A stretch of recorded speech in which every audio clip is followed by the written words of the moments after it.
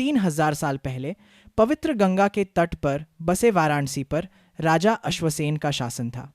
उसी राजमहल में जन्मे थे राजकुमार पार्श्व, जो आगे चलकर 23वें तीर्थंकर भगवान पार्श्वनाथ बने। उसी समय एक तपस्वी था कामट। बचपन में माता पिता खोकर वह अनाथ हो गया था और दुखों से टूटकर कठोर तप में लग गया था। वह वाराणसी आया और पंचाग्नि तप करने लगा। लोग उसकी साधना से प्रभावित होकर उसकी पूजा करने लगे। लेकिन युवा राजकुमार पार्श्व ने जब यह सुना तो उनके मन में करुणा जागी। उन्होंने सोचा, क्या इस अग्नि में किसी जीव की हिंसा तो नहीं हो रही? अपनी दिव्य दृष्टि से उन्होंने देखा कि लकड़ी के भीतर एक सांप जीवित जल रहा है। उन्होंने तुरंत लकड़ी हटवाई और सबके सामने आधा जला सांप बाहर गिरा। उसकी अंतिम सांसें चल रही थीं। राजकुमार पार्श्व ने करुणा से नवकार मंत्र का उच्चारण किया और उसी क्षण वह सांप अगले जन्म में असुर कुमारों के राजा धरणेंद्र बन गया। कामट क्रोधित था, लेकिन कुछ कर नहीं सका।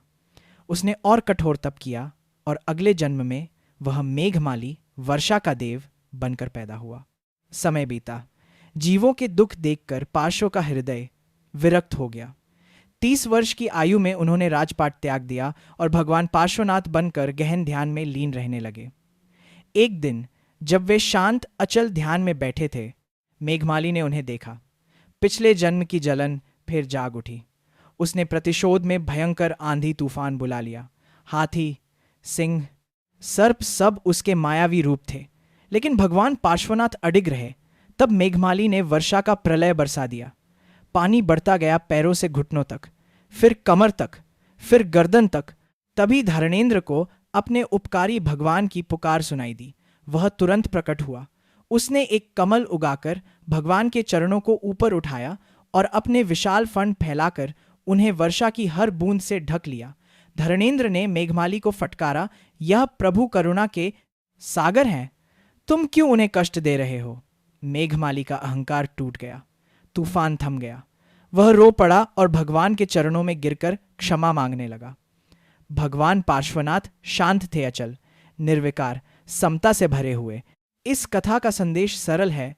अहिंसा, करुणा और समता ही आत्मा की सच्ची शक्ति है।